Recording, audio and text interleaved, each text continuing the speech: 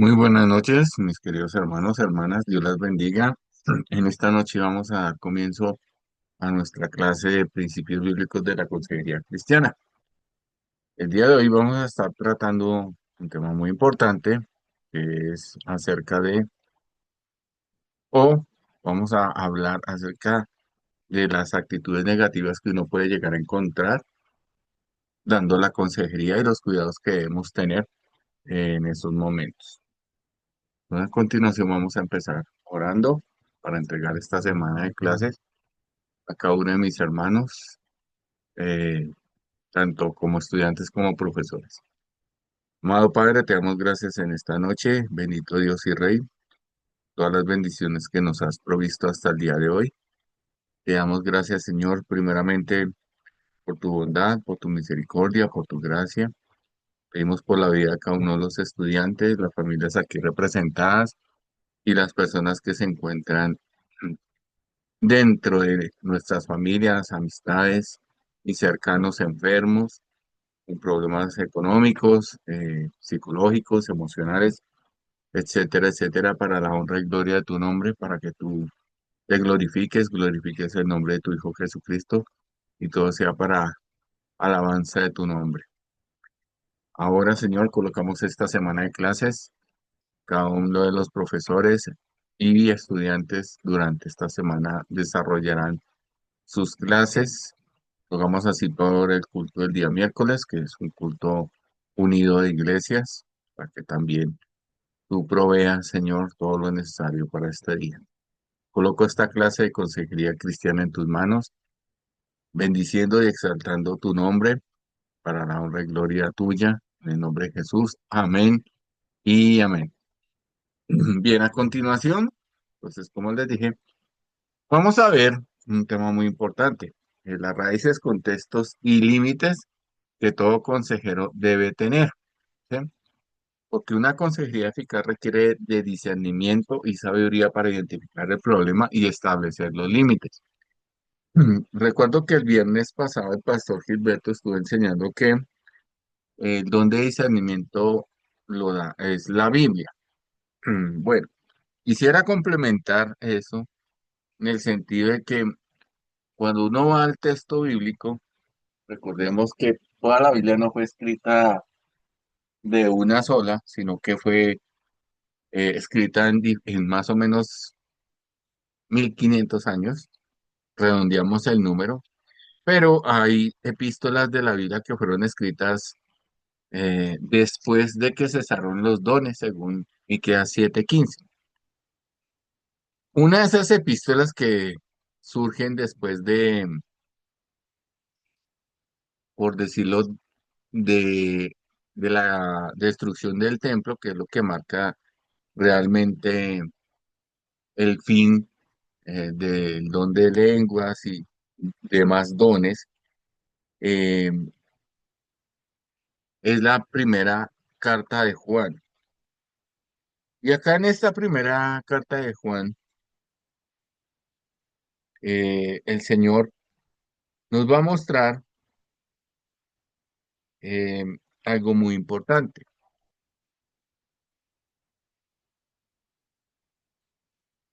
Vamos a dirigirnos a la primera epístola de Juan, capítulo 2 y dice lo siguiente, en versículo 24. En cuanto a ustedes, permanezcan fieles al mensaje que oyeron desde el principio. Si lo hacen así, participarán de la vida del Padre y del Hijo, pues tal es la promesa que Cristo nos ha hecho, la vida eterna. Al escribirles esto, los pongo en guardia contra quienes tratan de embaucarlos, aunque el Espíritu que recibieron de Jesucristo, aunque el Espíritu que recibieron de Jesucristo permanece en ustedes y no necesitan que nadie los instruya, porque precisamente ese Espíritu, fuente de verdad y no de mentira, es el que los instruye acerca de todas las cosas. Manténganse pues unidos a Él según les enseñó. En resumen, hijos míos, permanezcan unidos a Cristo para que cuando se manifieste tengamos absoluta confianza en lugar de sentirnos abochornados al ser apartados de Él en el día de su gloriosa venida. Saben que Jesucristo es justo, por eso deben saber que todo el que vive rectamente es hijo de Dios. Entonces aquí nos damos cuenta que, aparte de la Biblia, sí está el don de discernimiento que nos da el Espíritu Santo. El Espíritu Santo está en cada uno de nosotros y ese Espíritu Santo es el que permite que nosotros podamos discernir cuando alguien nos está mintiendo o cuando alguien no. Obviamente debemos tener una vida recta, no perfecta, recta, ¿correcto? Entonces, vamos a empezar este tema. Entonces, nosotros ya hemos visto eh, mucho contenido importante. Hoy no solo vamos a continuar con nuestro estudio, sino que vamos a abordar temas cruciales. Veremos cómo el proceso de consejería que ya conocemos se aplica a diferentes contextos. Eso fue lo que vimos la semana pasada. Vimos también cómo se hace la guía para evaluar, para diagnosticar a las personas. Y hoy vamos a ver por qué es necesario esa guía, cómo nos va a ayudar también durante el tiempo de consejería, pero también vamos a explorar las tensiones y trampas que todo consejero va a enfrentar para que podamos protegernos a sí mismos y a aquellos a quienes van a venir a nosotros a pedir consejo. Sí, entonces nosotros ya, por decirlo de una manera, hemos recorrido un buen tiempo. Entonces lo primero que vamos a hacer es la conexión con la actividad pasada. Les pregunto, ¿cómo les fue conectando los tipos de consejería con Proverbios capítulo 2? En este momento pueden abrir sus micrófonos.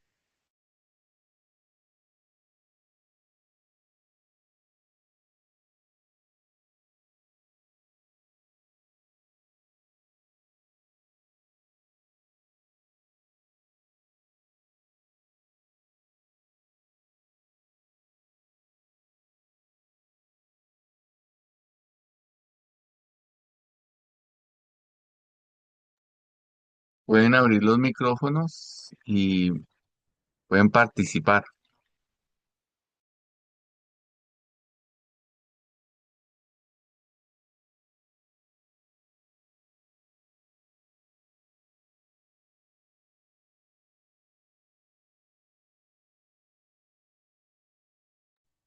Hermano Alex, Sí, cuando usted, dígame. cuando usted estaba refiriéndose a la excelencia y la sabiduría, entonces lo que está hablando al consejero también es que un consejero debe ser sabio, ¿verdad? Entonces primero recibimos la sabiduría de Dios para nosotros o yo poder transmitir, tener sabiduría para poder guiar al consejero. Entonces, ¿cómo me fue? Yo podría decir que esta semana, pues, eh, no necesariamente hice una consejería, pero cuando pude hablar con alguna persona que necesité de la sabiduría de Dios, por lo menos lo pude decir de una manera diferente, ¿entiendes? Entonces, esa es lo que yo entendí. Y es la sabiduría sana, hasta el 7 usted dio hasta el 7, ¿verdad?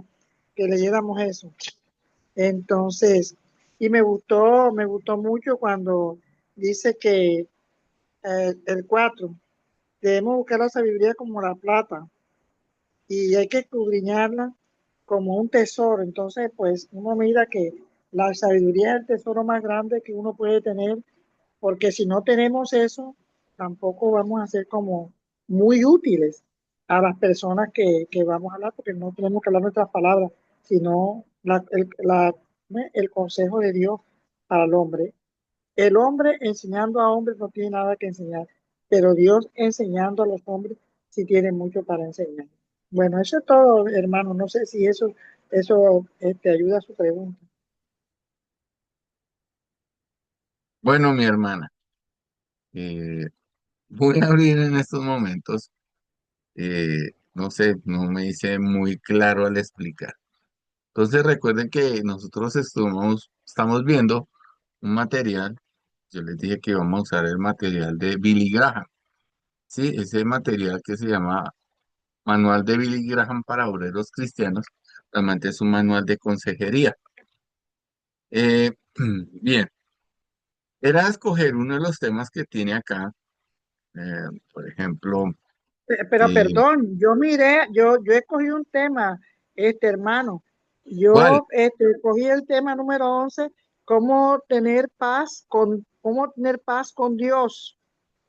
Y escogí otro segundo, que ese sí no lo pude mirar, es el 49. Eh, que dice apartarse de la vida espiritual. Ah, bueno, ¿Cómo dirán? Yo escogí dos, pero no los he desarrollado todavía de la manera que me he sentado en el que usted dijo, Primera de Corintios, esto me es lícito, todo conviene, todo me es lícito, más todo conviene, más no me dejaré dominar por ninguna de ellas. Entonces, yo estoy mirando cómo puedo enfocar eso, pero sí escogí cómo tener paz con Dios, el 11, y escogí el 49, a apartarse de la vida espiritual, porque a mí me interesa mucho que alguien entienda cómo tener paz con Dios y me interesa mucho aquellos que se apartan y cómo volverlo como a que se reconcilien. Y me gustó que miré el texto del 49 que dice Apocalipsis 3:20, yo estoy a la puerta y llamo, si alguno oye mi voz. Entonces, ese es un texto bíblico que es como para esas personas, ¿me entiendes? Eso fue lo que pude entender allí, pero todavía no he trabajado con el material como como debía, tal. pero sí miré eso. Sí, sí, pero sí miré eso, que en el de apartarse de la vida espiritual, una persona que se aparta en el 49 está Apocalipsis 3:20 y ese es para creyentes. El 11 es más bien como un tema de evangelístico, porque está la separación de Dios con el hombre, el proceso. Entonces yo miré algo de ahí, pero yo voy a mirar cómo trabajo más sobre eso. Oye, hermano. Listo, hermana. Bueno, ¿cuál era la actividad? De pronto, que bueno, a veces no me hago entender. Voy a otra vez quitar la cámara. Entonces, la idea era leer Proverbios 2, que fue el que analizamos la semana pasada. Dice, hijo mío, si aceptas mis palabras y guardas cual tesoro mis mandatos, prestando atención a la sabiduría y abriendo tu mente a la prudencia. Si invocas a la inteligencia y llamas a la prudencia, si las persigues como al dinero y las rastreas como a un tesoro, entonces comprenderás lo que es respetar al Señor y encontrarás el conocimiento de Dios, porque el Señor concede la sabiduría y de su boca salen el saber y la prudencia. Otorga el éxito a los soldados y es escudo de conductas íntegras. Proteja que se comporta rectamente y custodia el camino de sus fieles. Entonces comprenderás la justicia, el derecho y la honradez, pues todos los caminos del bien. Pues la sabiduría entrará en tu mente y el saber se te hará atractivo.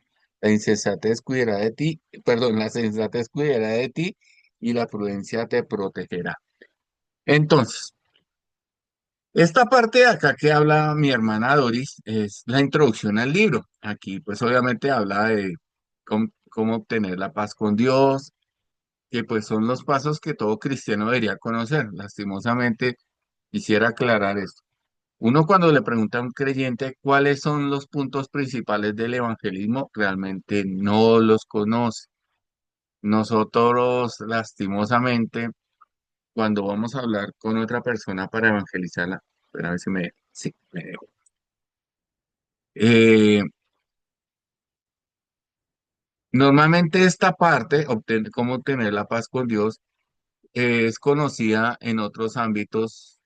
Voy a dejar un poquito, me van a esperar, que es que está el de la mazorca.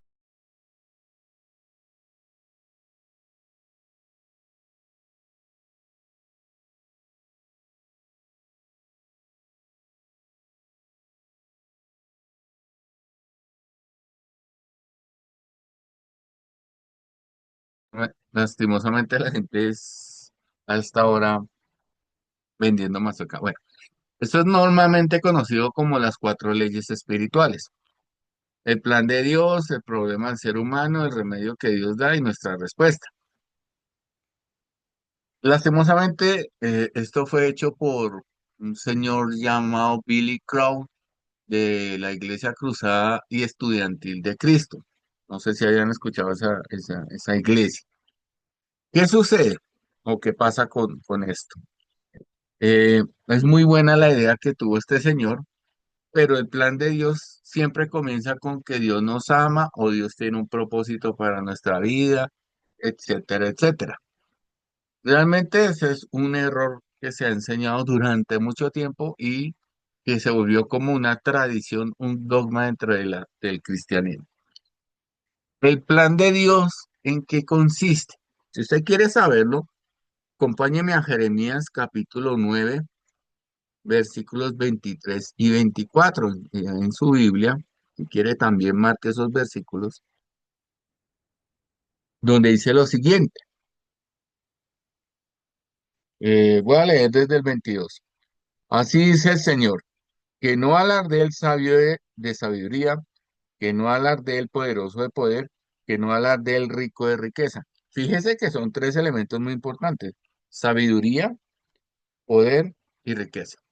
Todo el mundo quiere lo mismo: sabiduría, poder y riqueza. Es más, dice, el que alarde de esto, de tener entendimiento y conocerme, de saber que yo soy el Señor, que pongo en práctica la fidelidad, la justicia y el derecho en el país. Estas son las cosas que me agradan, oráculo del Señor. La idea de Dios no es ni que yo tenga una vida plena, como dice Juan 10:10, porque ese es un versículo sacado de contexto, lastimosamente hay que decirlo, ni tampoco que Dios me ama, como está ahí en Juan 3:16, porque la gente normalmente utiliza eso para escudarse de que como Dios me ama, perdonen la expresión, Dios es un bobo y Él va a permitir que todo lo haga. A pesar de que mis padres me aman y me aman con todo el corazón, si yo llego y cometo un crimen, yo tengo que pagar por ese crimen siendo separado de mis padres. Ojo con eso. Dios me ama harto, bastante. De tal manera amó Dios al mundo que dio a su Hijo. Pero si yo no acepto el don de Dios, lastimosamente, ¿qué va a pasar? Voy a terminar apartado de Él, como lo dice la Escritura, ya sea su entendimiento del infierno o el entendimiento del lago de fuego, ¿sí? Él ya creó ese lugar para la gente que no aceptó el amor de Dios ni aceptó la buena noticia. ¿Por qué? Porque Dios quiere es que yo lo conozca y lo entienda. Ese es el plan de Dios. ¿Qué es lo que pasa? ¿Por qué yo no entiendo el plan de Dios? Ah, bueno, porque todos pecamos y están destituidos de la gloria de Dios. Eso lo dice la Reina Valera. Realmente lo que dice el texto en Romanos 3:23 no es destituidos. Esa palabra en griego no existe. La palabra en griego que utiliza la escritura en Romanos 3:23, lo voy a leer en esta versión, voy a echar al agua, como dicen vulgarmente, puesto que todos pecaron y todos están privados de la gloria divina. Ah, no estoy cumpliendo con conocer y entender a Dios. ¿Por qué? Porque no alcanzo a comprender la gloria de Dios. La gloria de Dios, que yo lo conozca. Como no lo estoy conociendo, cada día me aparto más. ¿Qué es lo que hace Jesús? Pues Jesús lo que viene a hacer es a reconciliarnos con el Padre para que yo lo conozca y lo entienda a Él, al Padre, ¿sí? Cuando yo hago eso, hay una respuesta que es eh, que yo me vuelvo, la palabra arrepentimiento significa cambiar de pensamiento. El problema mío no son mis actos, el problema mío son mis pensamientos. Cuando yo me regreso, cuando yo me arrepiento, es que yo uno mis pensamientos con los de Dios. Doy un giro de 180 grados. ¿Dónde encuentro eso? En Isaías capítulo 55, que también, pues lastimosamente, se volvió una fuente de, ¿cómo le dijera? De otro tipo de enseñanza. Voy a leerlo en esta versión. Dice Isaías 55:6. Busquen al Señor mientras es posible encontrarlo. Invóquenlo mientras está cercano. Que el malvado abandone sus proyectos y la persona inicua sus planes. Que se convierta al Señor misericordioso, a nuestro Dios rico en perdón. Y vea lo que dice el versículo 8. Mis planes no son sus planes. Mi proyecto no es su proyecto, oráculo del Señor. Cuanto se alza el cielo sobre la tierra, así se alzan mis proyectos sobre los de ustedes. Así superan mis planes a sus planes. ¿Listo? Entonces, Dios quiere que yo me arrepienta, es para que yo alcance esos planes que Él tiene, esas ideas. Versículo 9, perdón, 10. Como bajan la lluvia y la nieve del cielo y no vuelven sin antes empapar la tierra, preñarla de vida y hacerla germinar, para que dé simiente al que siembra y alimento al que ha de comer. Así será la palabra que sale de mi boca. No volverá a mí sin cumplir su cometido, sin antes hacer lo que me he propuesto. Será eficaz en lo que la he mandado. Entonces, la idea es que cuando nosotros evangelizamos o queremos que alguien pues se tome paz con Dios, es enseñarle que nosotros estamos cumpliendo con el propósito de Dios, que es conocerlo y entenderlo. Por eso en Juan 17:3 dice, y esta es la vida eterna, que te conozcan a ti, el único Dios verdadero, y a Jesucristo y a quien has enviado. Jesús en Juan dice que él no vino a hacer su voluntad, sino la voluntad del Padre. Nosotros, ¿cómo hacemos la voluntad de Dios? Pues conociéndolo y entendiéndolo. Aquí es donde se pone como difícil la cosa, y muchas veces nosotros cometemos el error de no aplicar bien las cuatro leyes espirituales. Entonces, teniendo en cuenta lo que dice Proverbios, em, voy a meterme con un tema que pues casi no se maneja, los malos hábitos. Entonces, acá en el manual, teniendo en cuenta Proverbios 2, lo que yo hago es entender qué son los malos hábitos. Entonces, los malos hábitos es una amplia gama de comportamientos negativos y que puede ser definida como todo aquello que inhiba el crecimiento del cristiano y ofenda a otras personas. Me da unos pasajes. Ojo, esto de la estrategia de aconsejamiento no la voy a tomar. Voy hasta donde dice pasajes bíblicos. Me da uno, dos, tres, cuatro, cinco, seis pasajes. Y más encima me sugiere otros tres. Entonces vayamos, escojamos uno bien cortico. A ver.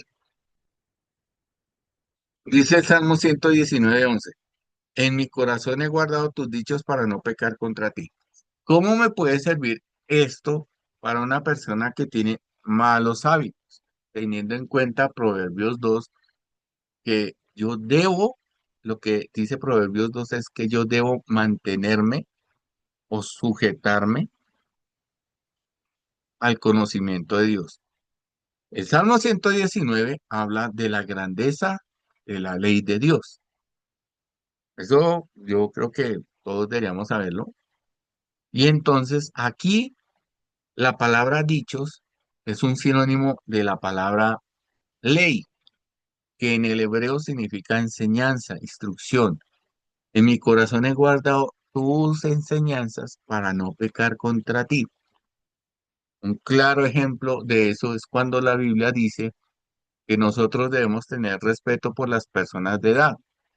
Dice el libro de Levíticos, ante los ancianos tendrás reverencia, ¿sí?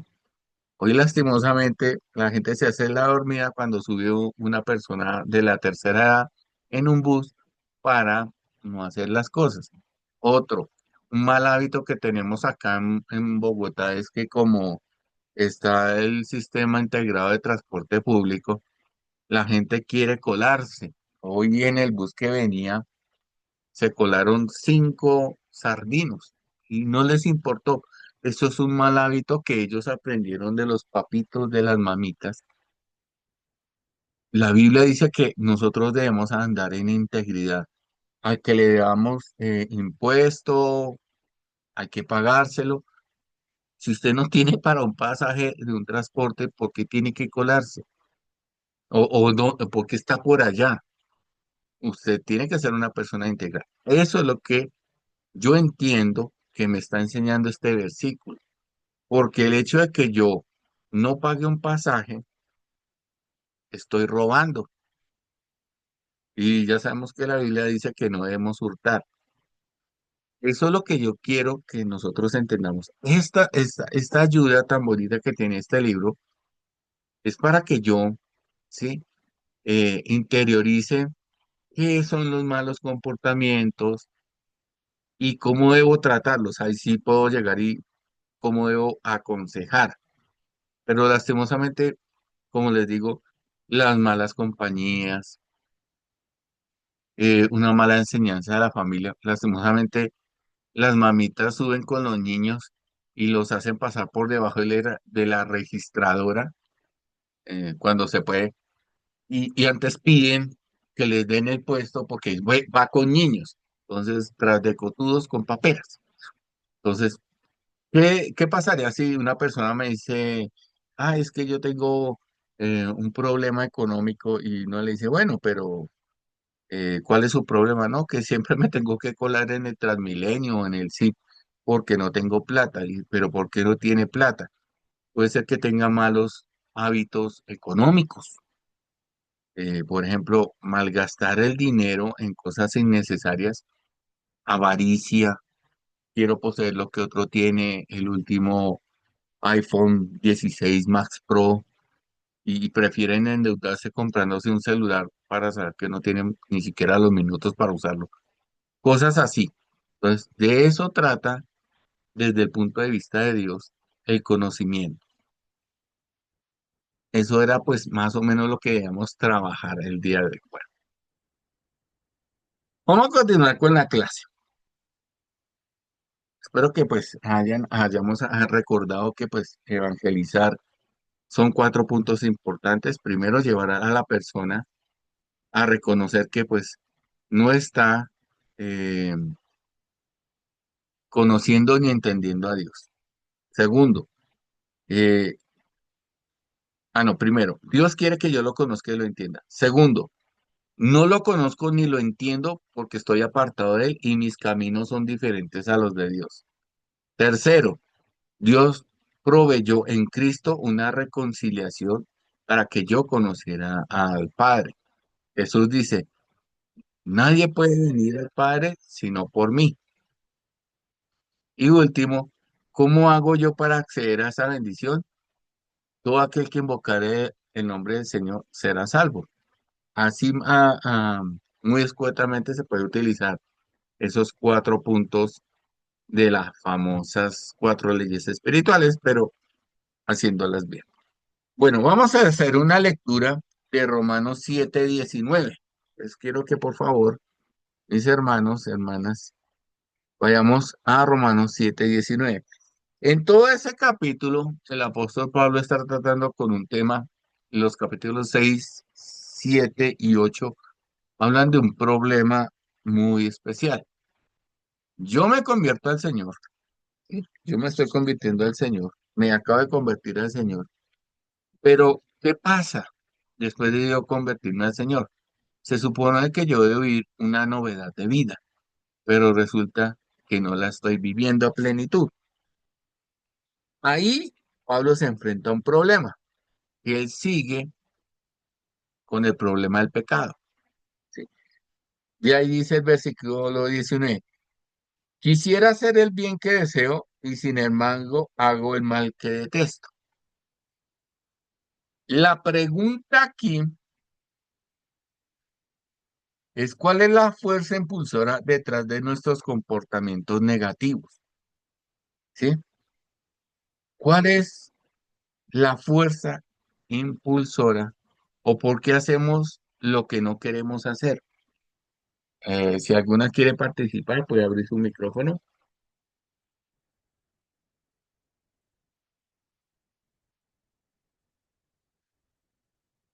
Bueno, yo podría decirte que porque somos pecadores redimidos y tenemos aún las dos naturalezas, la carnal, la espiritual, no sé. pero por eso hay ese impulso. Dice que las dos combaten entre sí en nuestros miembros. Amén, muy bien, hermana Doris. ¿Alguien más quiere participar? Sí, hermano, en mi caso también siento que es algo, a veces la parte carnal o la parte, a veces uno se deja ganar desde ahí la mente a veces le gana a uno, de pronto con malos pensamientos o con actos involuntarios que a veces uno no puede controlar. Muy bien. ¿Alguien más? Bueno, de una vez les digo que Pablo da la respuesta y está en Romanos 8:1. Ninguna condena, por tanto, pesa ya sobre los que pertenecen a Cristo Jesús, pues la ley del Espíritu que da vida en Cristo Jesús me ha liberado de la ley del pecado y de la muerte. Es decir, lo que era imposible para la ley a causa de la debilidad humana, lo llevó a cabo Dios enviando a su propio Hijo, que compartió nuestra condición pecadora, a fin de eliminar el pecado, dictó sentencia condenatoria contra el pecado a través de su naturaleza mortal. De esta manera, nosotros, los que vivimos bajo la acción del Espíritu y no bajo el dominio de nuestros desordenados apetitos, podemos dar pleno cumplimiento a lo que manda la Escritura. Bueno, puede usted seguir leyendo ese hermoso pasaje. Realmente lo que decimos es verdad. ¿Por qué hacemos lo que no queremos hacer? Muy simple, porque no queremos someternos a la voluntad del Espíritu Santo. Lo que dice la hermana Doris y lo que dice la hermana Jessica es verdad. A veces nos dejamos ganar el pulso por el pecado, pero ¿por qué nos dejamos ganar el pulso del pecado? Porque creemos que nosotros podemos vencer el pecado. Ese es el error que cometemos todos los cristianos. Creemos que vamos a salir a pelear contra el diablo y le vamos a dar y vamos a irnos a dar contra el pecado y resulta que los dos nos cogen y nos vuelven trapo de trabajo, nos acaban. Cuando yo confío en mí mismo, fracaso. Cuando yo confío en la dirección del Espíritu Santo es cuando yo voy. Como dice también, si usted lee más adelante en Romanos 8, voy de victoria en victoria, nada me apartará del amor de Cristo, etcétera, etcétera, etcétera. ¿Sí? Pero me gusta que hayamos comprendido eso.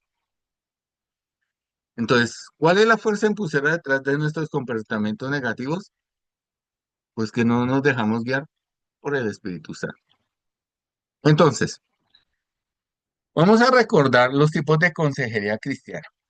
Recordemos que hay varios tipos de versatilidad en el consejo. Está la consejería individual y grupal. La individual permite un enfoque íntimo y personal, ¿sí? La idea es que la individual ayuda a problemas mucho más complejos. La grupal fomenta la comunidad, el apoyo mutuo y la rendición de cuentas, como vimos en Gálatas 6:2. Sobrellevar las cargas de unos eh, por otros. Recordemos que sobrellevar y carga en el griego original significa que la persona a la que voy a ayudar no puede con ese peso, ¿sí? Le es imposible llevar ese peso. La segunda es la consejería de crisis y la preventiva.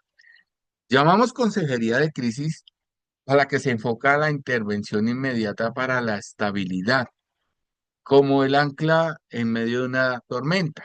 Entonces, normalmente la consejería de crisis es cuando, por ejemplo, falleció alguien. Eso nadie lo esperaba y entonces uno hace el acompañamiento en ese momento. Esa es la consejería de crisis. La preventiva busca equipar a las personas antes de que la crisis ocurra. Por ejemplo, la consejería prematrimonial o conocer, digamos, el fallecimiento de alguien, digamos, fue un accidente de tránsito. Bueno, eso es una crisis. Pero digamos, alguien que entró en un proceso terminal de una enfermedad, ahí es la consejería preventiva, demostrando pues obviamente la prudencia como nos habla Proverbios 22:3. Ahí yo puedo hacer un proceso, antes de que la persona fallezca y ayuda a la persona a superar ese duelo, ¿sí? La otra es la consejería pastoral y especializada. Entonces, la pastoral es el ministerio de un pastor en la iglesia local, una extensión natural del rol que debe tener todo pastor. En esa normalmente nosotros no nos vamos a meter, porque esa es la del pastor. Y la especializada es la que se enfoca en problemas complejos, adicciones, etcétera, etcétera, donde la persona debe tener un conocimiento más profundo para aplicar la palabra de Dios. Entonces, esta consejería pastoral especializada, realmente nosotros no la vamos a tocar, porque como su nombre dice, se enfocan en problemas mucho más graves. Y por último está la consejería informal, que es la más común, que ocurre cuando nos encontramos con alguien, es decir, ocurre en la vida cotidiana y es la que normalmente uno utiliza en la exhortación mutua con otro creyente. Entonces, eso lo vimos en la clase pasada. Ahora vamos a las aguas profundas del corazón. ¿Qué hablamos de las aguas profundas del corazón? Entonces ya vimos el problema que tenemos con Romanos 7:19. Nosotros como consejeros eh, eh, vamos a encontrar personas con problemas que pasan de lo sencillo a lo complejo. Eh, un problema, digamos, en caso del matrimonio, y si ustedes leen el manual de Billy Graham, él habla de tres problemas en el matrimonio. La de los padres con los hijos, la de entre esposos, entonces, digamos, vamos a usar la de entre esposos. Puede venir una pareja, alguien de la pareja, y le va a comentar un problema. La pregunta que deberíamos hacer es, ¿por qué cree que está ocurriendo esto? Sí, esta pregunta ayuda a que la gente primero se vea a sí misma. Es como atraparla para ver qué patrón de comportamiento es el que no desea que se repita, pero que está repitiendo. Por ejemplo, él le grita mucho a la esposa. Viene a decirle, ay, hermano, es que tengo un problema, es que yo le grito mucho a mi esposa. Entonces, ¿por qué usted le grita a su esposa? ¿Sí? ¿Por qué usted hace eso? Claro, la persona se va a sentir encerrada, por decirlo así, y le va a tener, digo entre comillas, explicar por qué el bien que no, que quiere hacer no lo hace, sino ese mal, que es gritarle. Eh, no es decir, es por culpa del pecado, aunque el pecado es la raíz última. Hay una causa inmediata que es un intento desesperado por satisfacer necesidades legítimas por medios ilegítimos. Me explico. A nosotros se nos ha enseñado que el hombre es la cabeza, que debe proveer, etcétera, etcétera, etcétera. Que el hombre es el macho, el que no llora, etcétera, etcétera. Cuando un hombre siente que su autoridad está siendo, por decir, usurpada, movida, etcétera, tiende a volverse agresivo y entonces por eso grita o por eso levanta la voz, porque tiene una necesidad de satisfacer una necesidad legítima, su autoridad, pero lo hace por un medio ilegal, gritando. ¿Me hago entender? Entonces, eso es lo que nos habla Romanos 7:19. Por lo tanto, hay tres necesidades íntimas dadas por Dios. ¿A qué me refiero con esto? Hay cosas que que Dios nos ha dado, que todo ser humano busca, ¿sí? Esas tres necesidades íntimas, Dios en su diseño ha implantado en el ser humano esas necesidades: amor, significado y seguridad. Estas tres necesidades íntimas eh, fueron creadas con el ser humano. son tan profundas que solo Dios puede satisfacer. Blaise Pascal dijo que Dios nos creó con un hueco tan grande que solo Dios lo puede llenar. Blaise Pascal fue el creador de la computadora. Entonces, cuando estas necesidades no son satisfechas de manera correcta, el alma humana trata de, por su desvío, buscar llenarlas, ¿sí? Y lastimosamente las llenamos en los lugares equivocados. ¿Cuáles son esas necesidades? Entonces, necesidad de amor. Todo ser humano anhela ser aceptado y valorado incondicionalmente, ¿sí? Esta necesidad que Dios nos colocó solo puede ser satisfecha plenamente por Dios, quien nos amó mientras nosotros éramos pecadores. Romanos 5:8.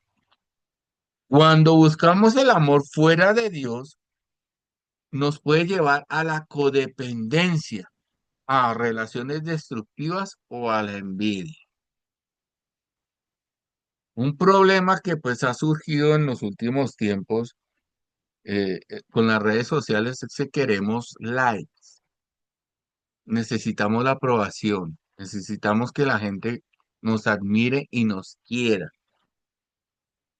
¿Me hago entender? Otra necesidad es la necesidad de significado. Todos queremos que nuestra vida tenga como un propósito, una razón de ser.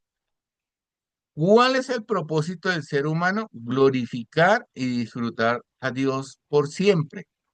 Eso lo encontramos en Efesios 2:10. Pero ¿qué pasa?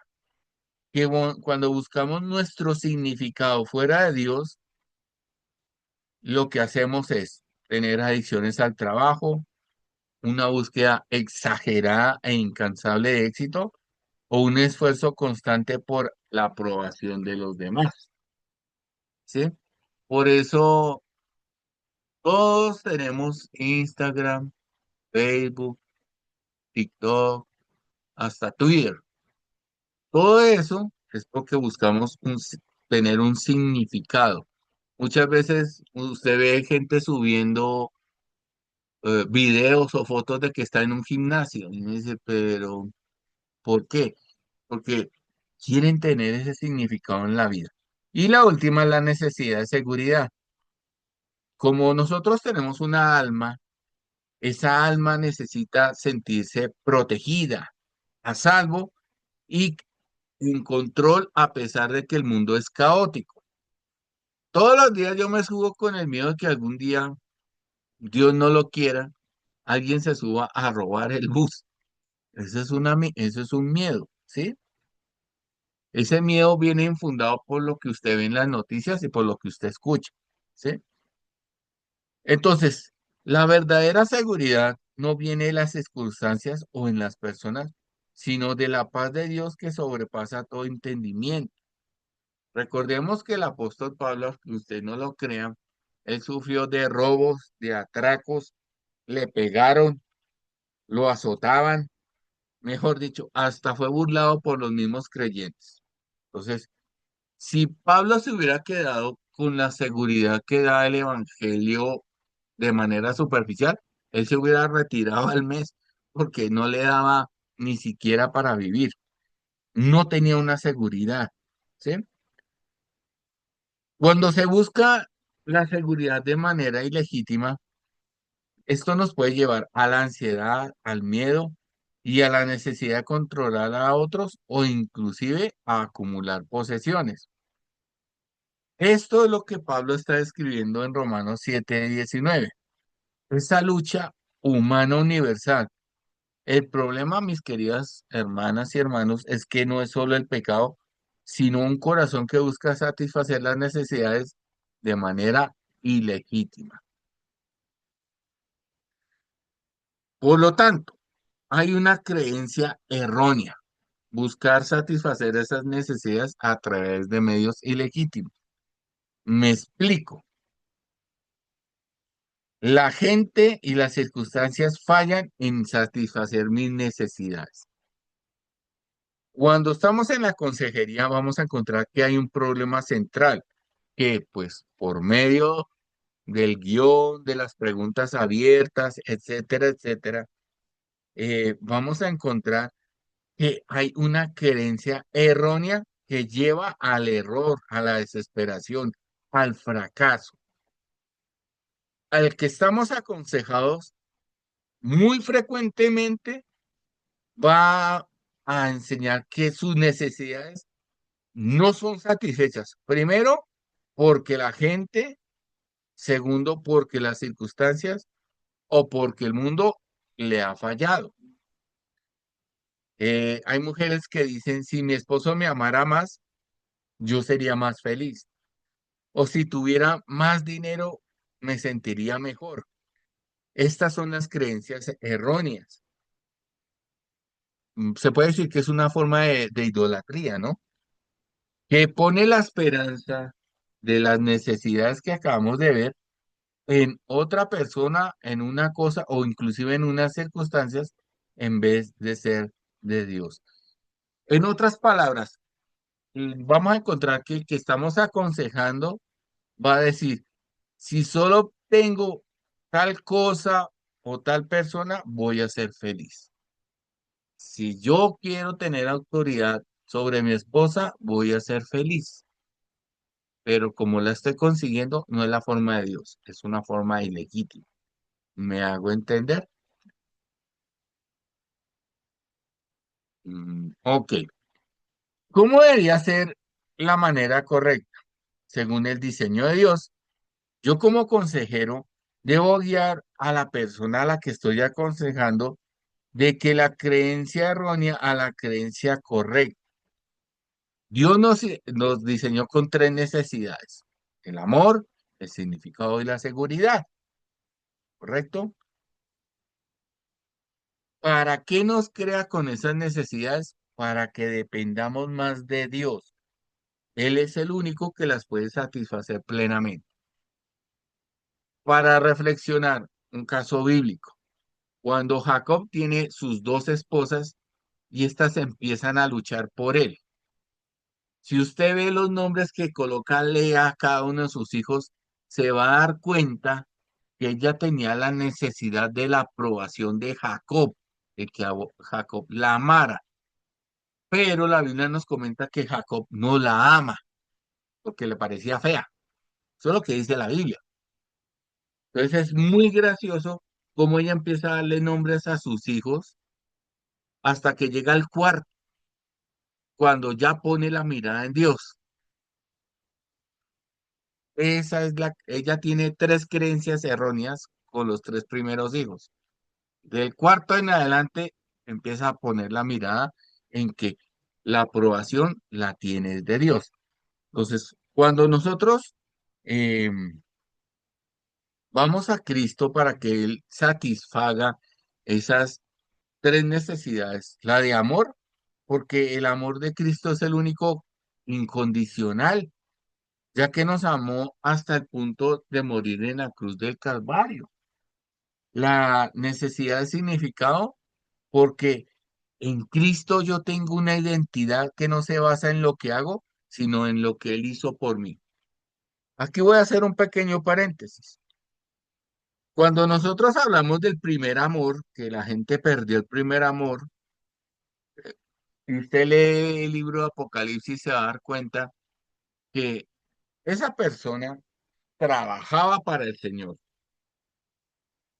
vivía para el Señor, hacía de todo para el Señor, pero el Señor dijo, usted le falta usted dejó su primer amor. Primero tengo que ver que le está hablando a la iglesia de Éfeso. Para yo poder entender cuál era el primer amor de la iglesia de Éfeso, tengo que leer la epístola a los Efesios. ¿Y qué me encuentro en la epístola a los Efesios? ¿Cuál era el problema que trata Pablo allá? Identidad. El primer amor es que dejé de identificarme con Cristo. Ese fue lo que ellos dejaron. Ellos trabajaban. Lea usted Apocalipsis capítulo 2 y 3 donde habla de las iglesias. Lea todo lo que hacía la otra iglesia y es lo que hace una persona que está enamorada, pero dejó de identificarse, de tener una identidad en Cristo. Cuando nosotros dejamos de tener una identidad en Cristo, pues buscamos la aprobación de otros. Y eso era lo que pasaba en la iglesia en Éfeso. Buscó la aprobación de Dios ilegítimamente.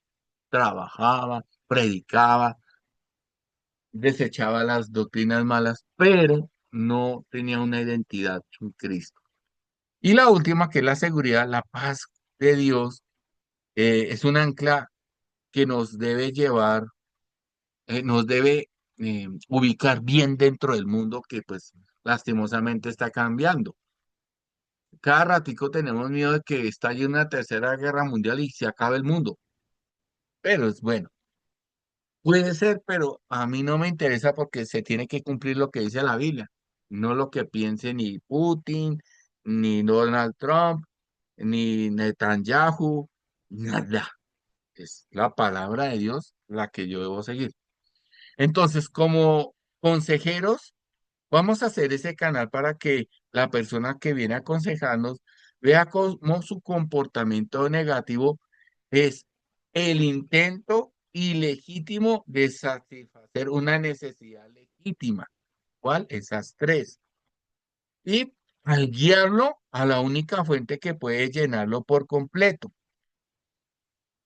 Esta es una verdad bíblica, es que Dios diseñó estas necesidades para llevarnos a una mayor dependencia de Cristo, el único que puede satisfacerlas plenamente. Solo Él tiene el amor incondicional, un significado eterno y una seguridad inquebrantable. Cuando usted lee la primera carta a los Corintios, Pablo les resuelve todos los problemas a los Corintios a través de Cristo. Filipenses, ellos tenían un problema y es que ellos se creían mucho. Y Pablo les dice, vea, tengan el mismo sentir que tuvo Cristo Jesús. Ay, siempre la respuesta es Jesucristo. ¿Listo? Entonces, ahora vamos a profundizar en- con con otro problema. ¿Cómo nuestra... Perdón, hermanito, no puedo levantar la mano, pero yo quería preguntarle algo. Sí, Cuando dígale, estamos hermano. hablando de la identidad de Cristo, ¿qué es el sello? Yo sé que Jesucristo es la cabeza, Jesucristo es el que debe vivir en mi vida y vive en mi vida, pero ¿qué es ese sello de esa identidad? Porque uno mira, uno predica el evangelio, canta, hace una cosa, y eso no está fuera de lo que es el contexto del cristianismo, porque no está fuera del contexto del cristianismo. Pero ¿qué es ese sello legítimo? Yo quisiera que me ayudara con eso un poquito. Ah, ya.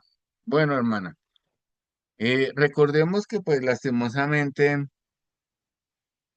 eh, eh, mm, nosotros como creyentes tenemos un problema.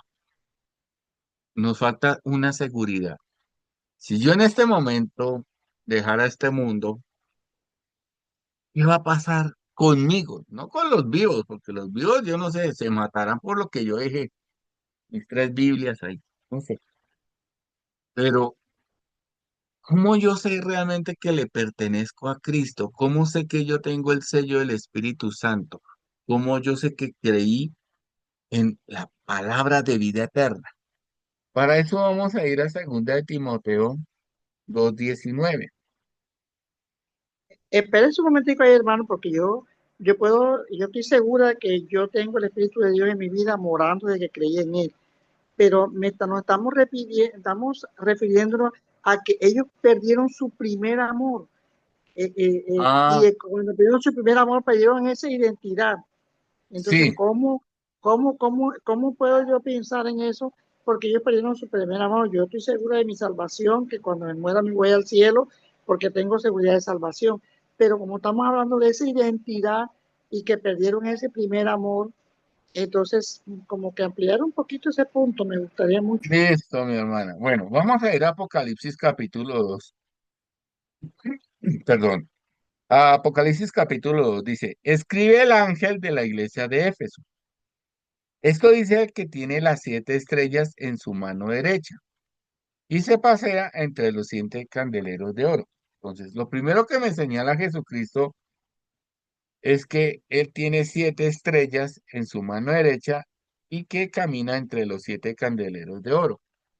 Las 7 estrellas son los 7 ángeles y los 7 candeleros son las 7 iglesias. Perdón nuevamente.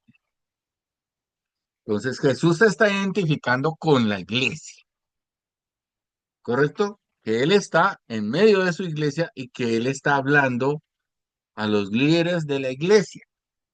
Y dice así, conozco tu comportamiento, tu esfuerzo y tu constancia. Sé que te dan náuseas los malvados y que has puesto a prueba a quienes se precian de apóstoles sin serlo y los has desenmascarado. Tienes constancia, has sufrido por mi causa y no has sucumbido al cansancio. Pero tengo una queja contra ti y es que has dejado enfriar tu primer amor. Ahí le echa la bomba, pero vea que él está trabajando, que él se esfuerza, que él es constante y que pues cuando la gente es mala y son falsos cristianos, uno los pesca y tome para que lleven. Y que sufre uno por causa del Señor y no ha sucumbido a darse por vencido. Pero tiene una cosa que ha dejado enfriar su primer amor. Versículo 5. Reflexiona pues sobre la altura de la que has caído. Conviértete y vuélvete a portarte como al principio. De lo contrario, si no te conviertes, vendré a ti, arrancaré tu candelero del lugar que ocupa, aunque tienes a tu favor que aborreces la conducta de los nicolaitas como la aborrezco yo también. Quien tenga oídos, preste atención a lo que el Espíritu dice a las iglesias. Al vencedor le daré a comer del árbol de la vida que está en el paraíso de Dios. Reflexiona, pues, sobre la altura de la que has caído. ¿Qué es la identidad dentro de la iglesia? ¿Qué es lo que a mí me hace cristiano?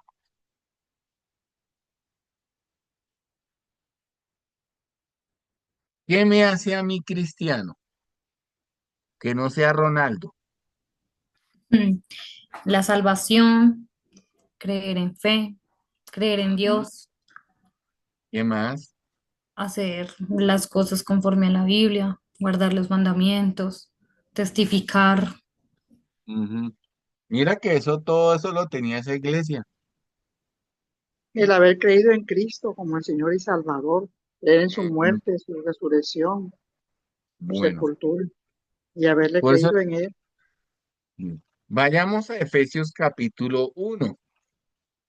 Efesios 1 dice lo siguiente. Pablo, apóstol de Jesucristo por designio de Dios.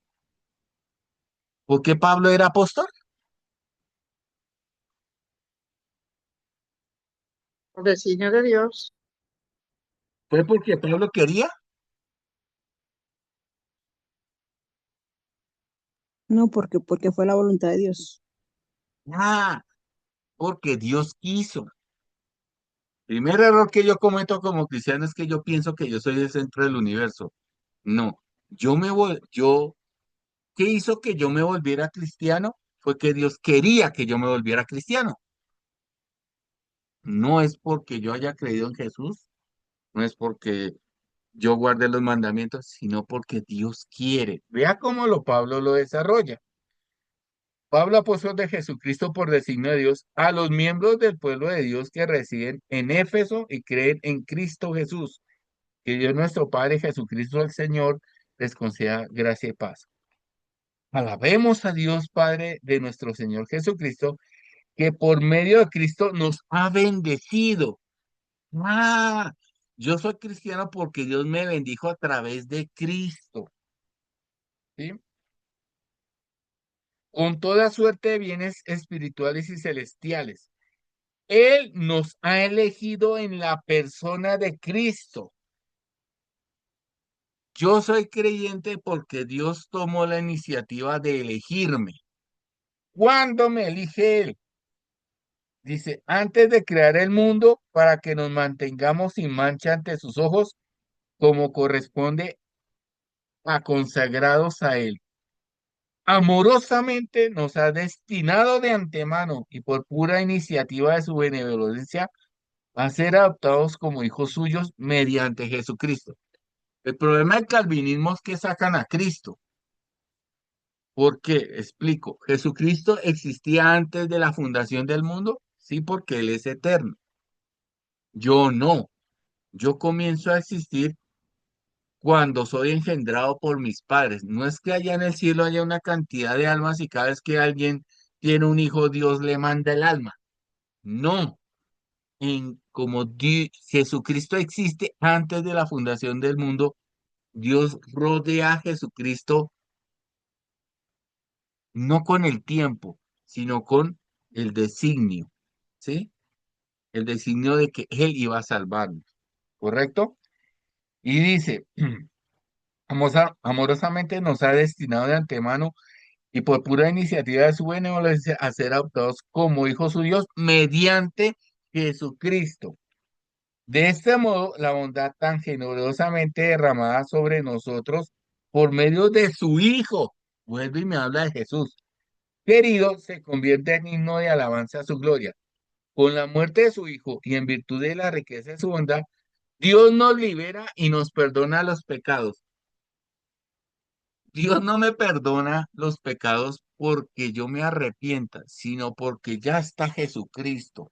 ¿Desde cuándo? Desde antes de la fundación del mundo ya estaba ya Cristo. Amén.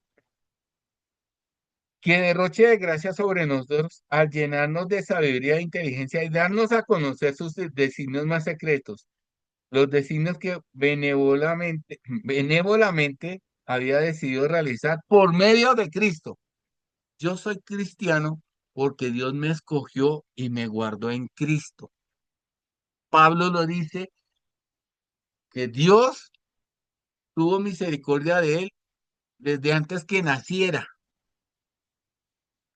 Jeremías fue profeta porque él quería ser profeta, no porque Dios le dice, antes de que tú nacieras, yo ya te había escogido como profeta. Dios ya me conocía de antemano en Cristo.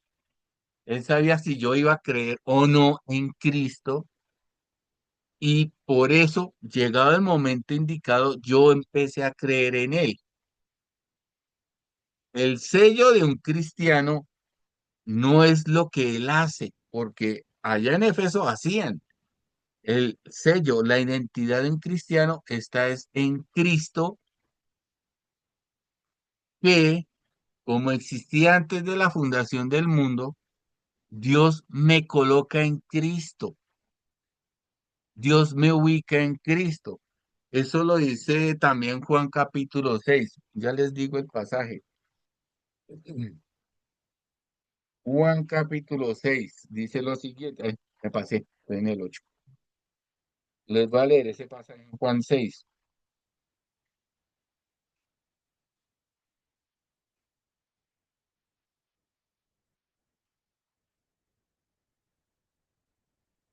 Dice 6.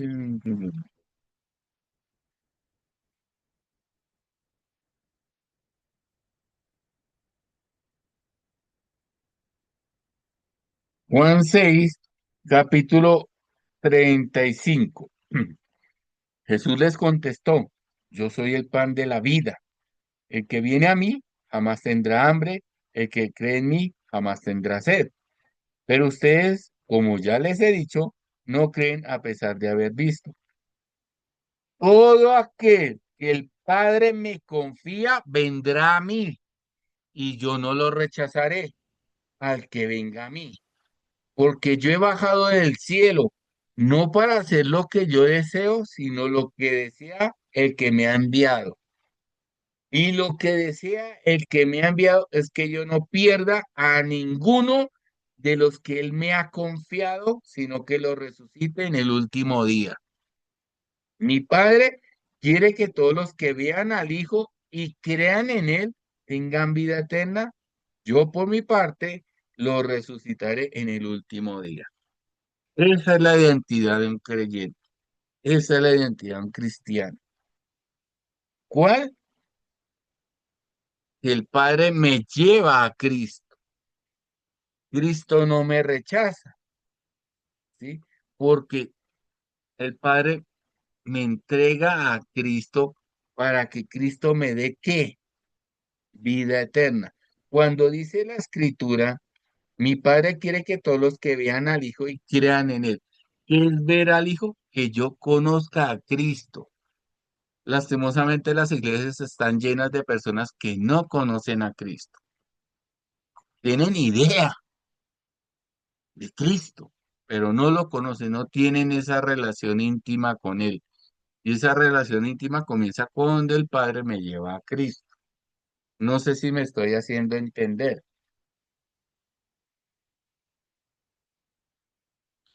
Hello. Sí, señor, muy clarito. Muy bien. Entonces, vamos retomando ahora sí la clase. Vamos a ver que hay unas actitudes que vamos a encontrar en la persona que estamos aconsejando, ¿sí? Son el resultado de las necesidades, pero como lo está buscando esa persona en una fuente equivocada, vamos a tener un problema dentro de la práctica de la consejería. Cuando nosotros estamos aconsejando, vamos a tener unos desafíos que van a surgir en la consejería. Aunque podemos conocer la verdad, debemos saberla aplicar según Proverbios 2, el pasaje que leímos. Vamos a encontrarnos con dilemas éticos y vamos a encontrarnos con trampas que pueden perjudicarnos tanto a nosotros como al que estamos aconsejando. Aunque hemos visto los fundamentos, habilidades y el proceso de la consejería, vamos a enfrentarnos a una realidad dentro del ministerio, que aunque este ministerio es muy bonito, es también lleno de complejidades y posibles problemas. Listo. Entonces, ¿cuáles son los problemas o tensiones inherentes a la consejería? Normalmente los consejeros bíblicos lo llaman el campo minado. Si alguien sabe qué es un campo minado, va a entender a qué se refieren ellos.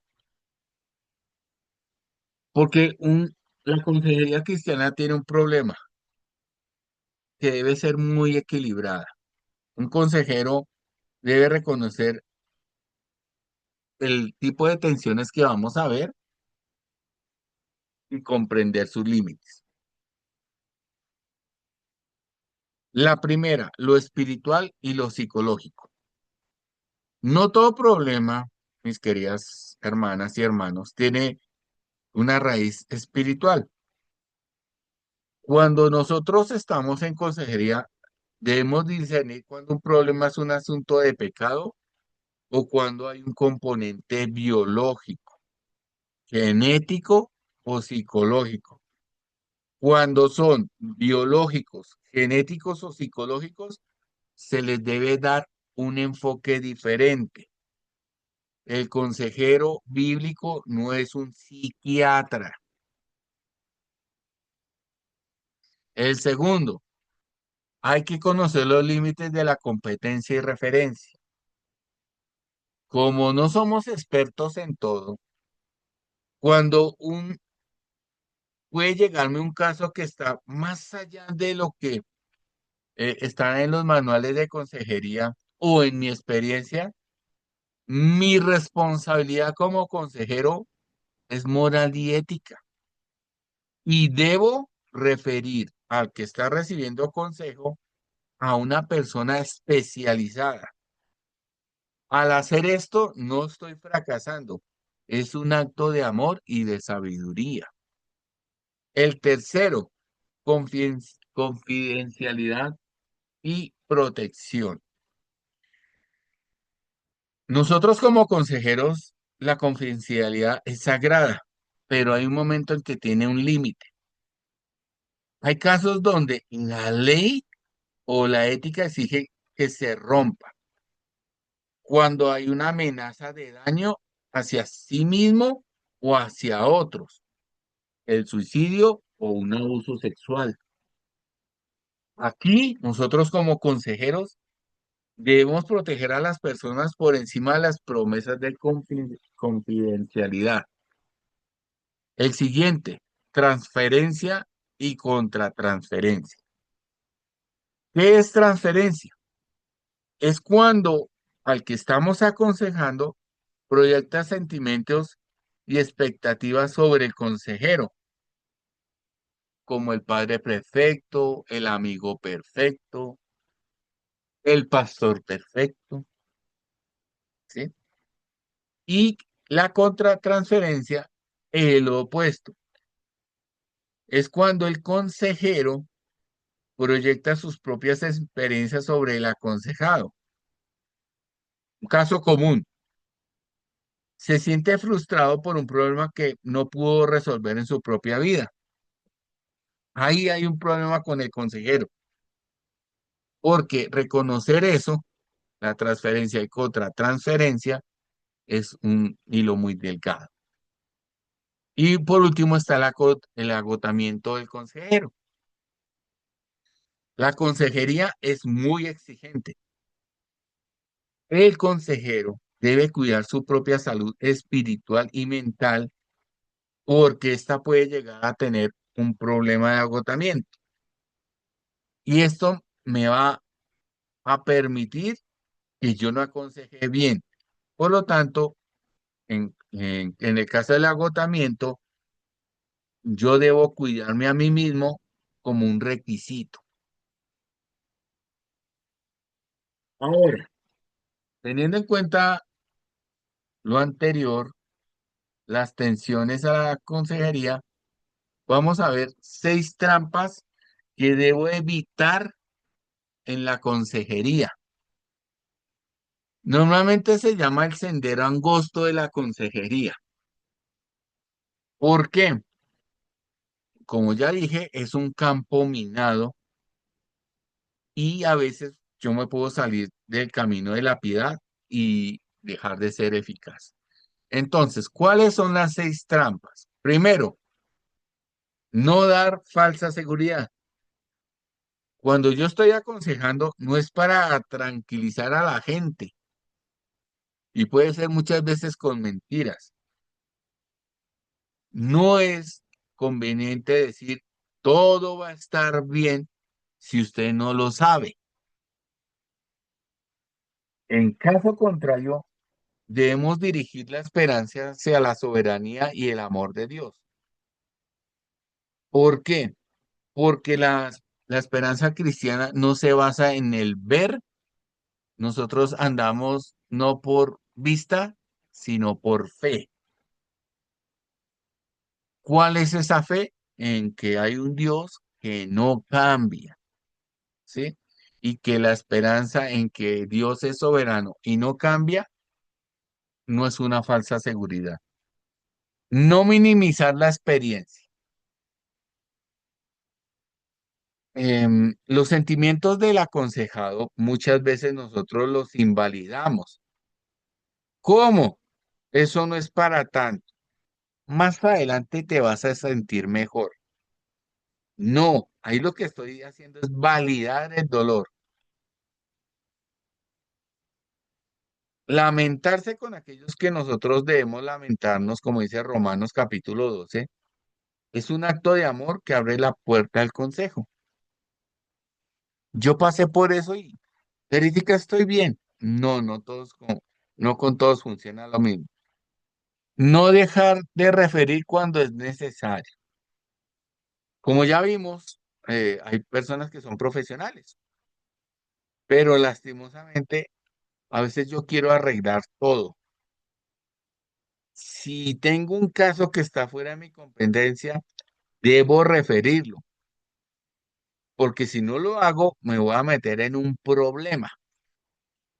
Lo que digo, un abuso, un intento de suicidio, eso hay que referirlo al psiquiatra, no al psicólogo, psiquiatra. Tener siempre a mano los números de emergencia para este tipo de problemas. La otra, no tomar a la ligera amenaza de muerte. Cuando alguien nos habla del suicidio, siempre se debe tomar en serio, siempre. Es una señal de emergencia. Si alguien me dice que se va a suicidar, debo activar un plan de crisis. Primero, informando a su familia, al pastor y a los servicios que están dedicados a este tipo. Hay una línea acá en Bogotá que es para eso, para las personas que quieren suicidarse. Toca tener esos números telefónicos a la mano. Sí, la línea morada, violeta, la línea verde y la línea anti-suicidio. Toca tenerla a la mano. No dar consejos, no dar consejos no pedidos. A veces damos consejos no solicitados porque somos muy orgullosos. Un consejero efectivo se da en el contexto donde a la que estoy aconsejando ha buscado el consejo creando un corazón receptivo. No hay que dar consejos que no nos han pedido. Y por último, no asumir el papel de salvador. Perdón, porque el único que salva es Cristo. Yo soy un instrumento, no la fuente de salvación ni de sanidad. El peligro más grande en esta trampa es que nos hace depender humanamente y no de Dios. Por último, mis hermanos, y ya para terminar, hay que establecer límites. Los límites en la consejería cristiana no son una falta de amor, sino la necesidad de protegernos en ambos lados, consejero y aconsejado. ¿Por qué son necesarios los límites? Como todo, los límites previenen el agotamiento, la codependencia y el abuso. Créame que a veces es cansón que a usted lo llamen 20 veces en un día para preguntarle por lo mismo. ¿Qué hago? La persona se puede volver dependiente de mí. Eso lo debo evitar. Y por último, muchas personas, al ser tan dependientes del consejero, terminan siendo abusadas, no sexualmente. Pueden comenzar un romance. Ay, Dios, eso sí que ha pasado. Padre eterno. Y eso no es lo que nosotros buscamos. Señales de ayuda excesiva. El consejero se esfuerza más que el aconsejado. Un límite que nosotros debemos poner siempre y que casi siempre la gente cruza es que la persona no está dispuesta a hacer su parte y mi esfuerzo es en vano. Lastimosamente eso pasa. Y por último, la mejor motivación para el cambio. Recordemos que yo no voy a salvar. Recordemos que yo no voy a transformar, porque la consejería no es un servicio de salvación instantánea. En Gálatas 6:7 dice, no os engañéis, Dios no puede ser burlado, pues todo lo que el hombre sembrare, esto también segará.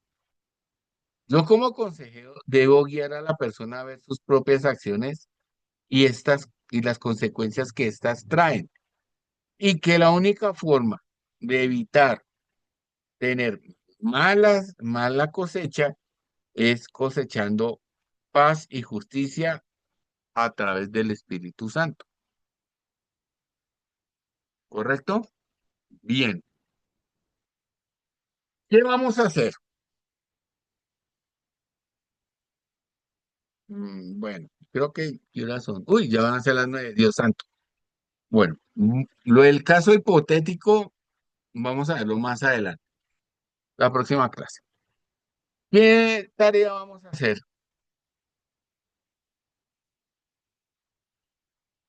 La tarea que vamos a hacer es la siguiente.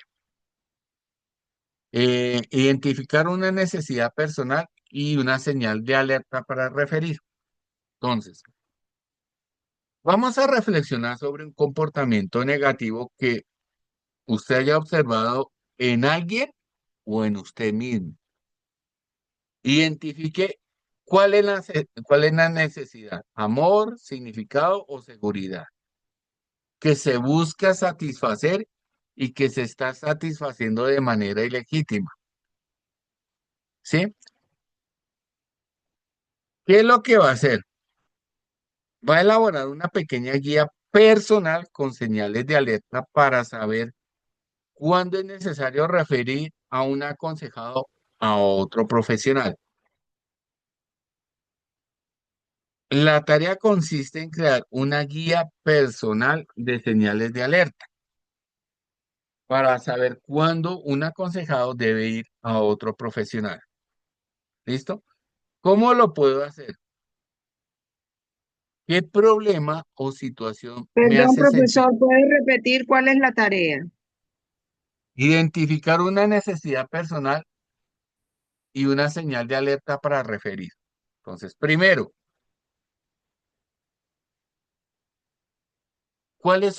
para poder hacerlo, yo debo de saber cuáles son mis limitaciones. ¿Cómo? ¿Cómo identifico eso? ¿Sí? Primero, ¿qué problema o situación me hace sentir incómodo o abrumado? Que yo diría, esto no lo puedo manejar. Segundo, ¿sobre qué temas no tengo el conocimiento o la experiencia necesaria? Tercero, ¿en qué situación podría ser más útil que otra persona con una formación especializada? ¿Sí? Teniendo en cuenta esas necesidades, hago una guía. ¿Sí? ¿Cómo hago la guía? ¿Qué situaciones de alerta son realmente delicadas? Entonces, para referir, ¿no?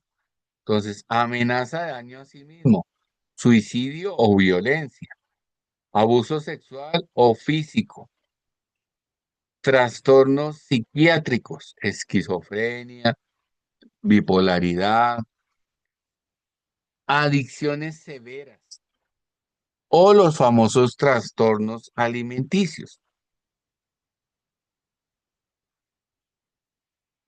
Em, Eso es lo que vamos a hacer.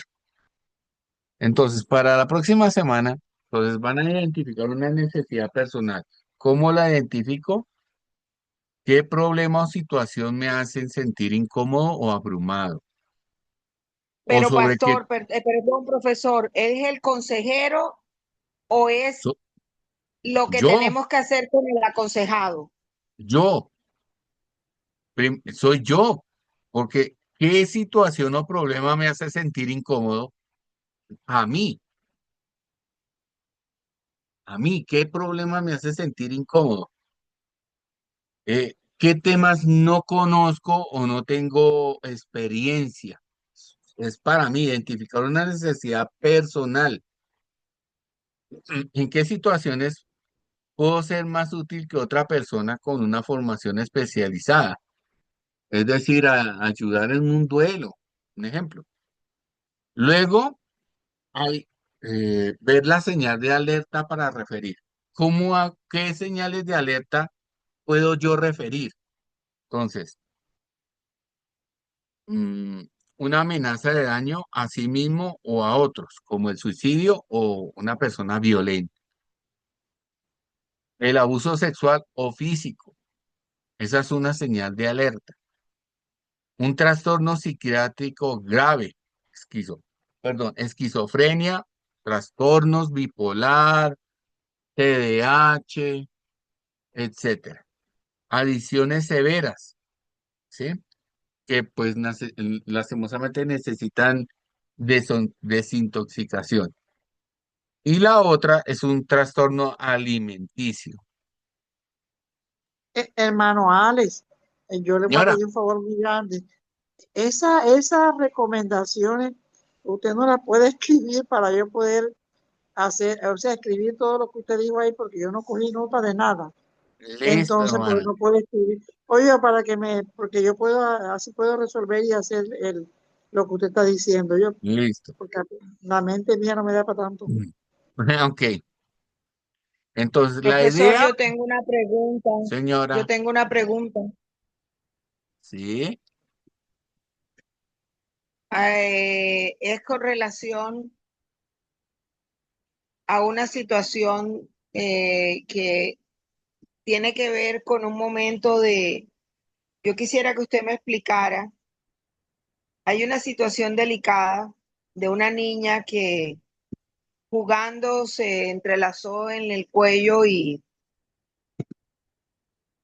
la llevaron prácticamente muerta al hospital y la revivieron pero todos los análisis muestran que hay daño cerebral, el cerebro está muerto, pero sin embargo los padres se niegan a creer esto y están esperando el milagro. Eso es fe, es decir, debemos seguir y le están haciendo una serie de cosas a esa niña y no reacciona porque todos los test dicen que tiene muerte cerebral. Es falta de fe que ya ellos decidan entregarla, es decir, entregar o que sigan luchando y que termine la niña estando en un vegetal para toda su vida en la casa. Eso es falta de fe. ¿Cómo se puede manejar un caso de esto y los abuelos están volviéndose prácticamente locos? bueno, el caso que usted me está comentando, hermana, normalmente no, hay muchas personas que han hecho eso, que dicen, han dejado inclusive una persona fallecida en la casa porque creen que el pastor o los líderes de las iglesias tienen el poder de resucitar personas. Y eso ya ha pasado acá en Colombia. En este caso, uno tiene que referirlo a una persona que tenga una madurez espiritual. ¿A qué me refiero con esto? A un pastor que guíe a las personas no a una fe o a una creencia o a fortalecer esa creencia, sino a poner puntos claves de que la niña falleció, o sea, tiene muerte cerebral y que por más que oremos o por más que leamos la Biblia y oremos en base a ciertos pasajes de la Biblia, la niña no va a volver a tener vida cerebral, ¿correcto? Es buscar, en este caso, un pastor maduro en la fe, que lleve a esta familia a comprender de que la niña tiene una muerte cerebral y que lastimosamente no es falta de fe, porque realmente nosotros los bautistas creemos que Dios hace milagros, pero ya no existe el don hombre que hace milagros, es Dios mismo. Recordemos que en Santiago dice que si alguno se encuentra enfermo, llame a los ancianos de la iglesia, unjan con aceite para que el enfermo sane. Ese aceite ha sido mal interpretado con el Espíritu Santo. Lo que está diciendo Santiago es que llamen a los ancianos para que oren por la medicina. El aceite se usaba como medicina. Si usted lee el pasaje del buen samaritano, el samaritano lo cura con aceite al que estaba medio muerto, ¿sí? Si la medicina llega a un límite, que es el caso de que se dieron cuenta que la niña tenía muerte cerebral porque no le llegó oxígeno al cerebro, eso fue lo que pasó. Según lo que usted me comenta, la niña se ahorcó, no recibe oxígeno al cerebro, el cerebro fallece, por decirlo así, hay una muerte cerebral. La muerte cerebral significa que el cerebro dejó de tener actividad. Lo único que está funcionando dentro de la medicina, hablando así términos, son eh, el sistema parasimpático y simpático. Pero ese, si a la niña la desconectan, va a fallecer. Entonces lo que está sucediendo ahí es que no es que ellos, no es que uno no tenga fe, es que simplemente llega un límite para la medicina y que una persona madura espiritualmente tiene que hablarles la verdad a esta familia, de que Dios les concedió tener a esta hermosa y preciosa niña, pero que también Él decide cuándo es el fin de nuestra vida terrena. Que como sea nuestro fin de la vida terrena, eso también concierne a Dios, eso es soberano de Dios.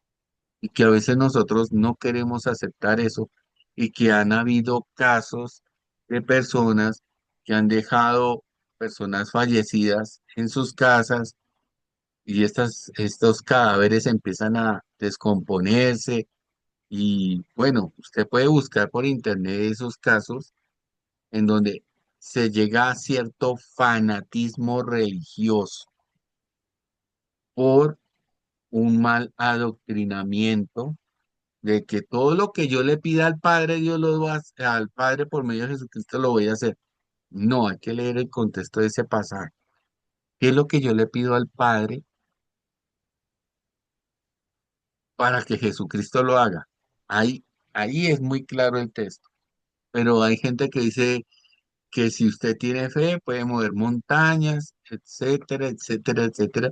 Y eso ha hecho que la gente se vuelva fanática religiosa. El problema que hay es de fanatismo religioso. Y es, y para ese tipo de fanatismo religioso debe haber un pastor maduro en la fe que pueda explicarles a estas personas que lo que están haciendo no está de acuerdo a la palabra de Dios. Ahora, espero haberme hecho entender. Muchísimo, pastor, gracias. Muy bien. Bien, no siendo más, entonces la tarea voy a pasarla en computador y se las voy a enviar. Lo que no vamos a hacer es la parte de que la reflexión personal, que era lo que quería hacer, pues por el tiempo, pero me gustó que pues hayan participado en este trabajo. Recuerden que la consejería es una parte muy reflexiva de lectura.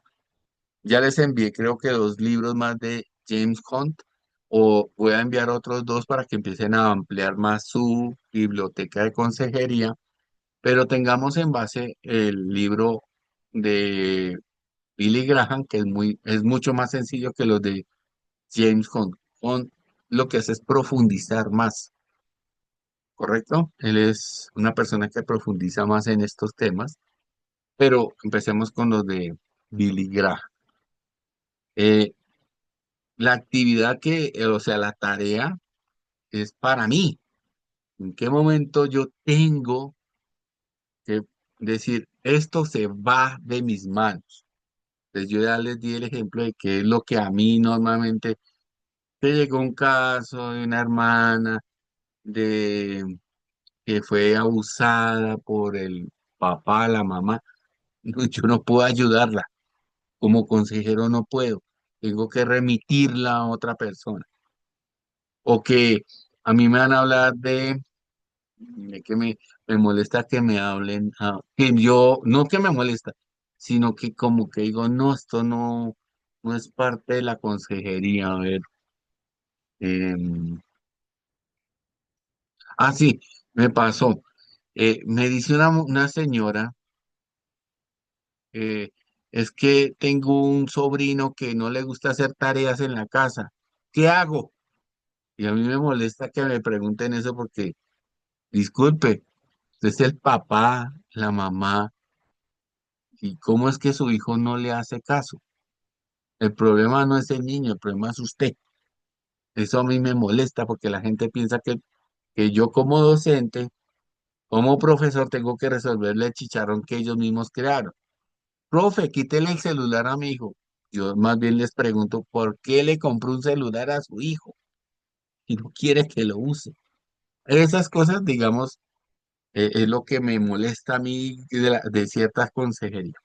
A eso se trata, la tarea es para mí, no para el otro. ¿Y qué signos de alerta yo debo referir? ¿Sí? Una persona que es violenta,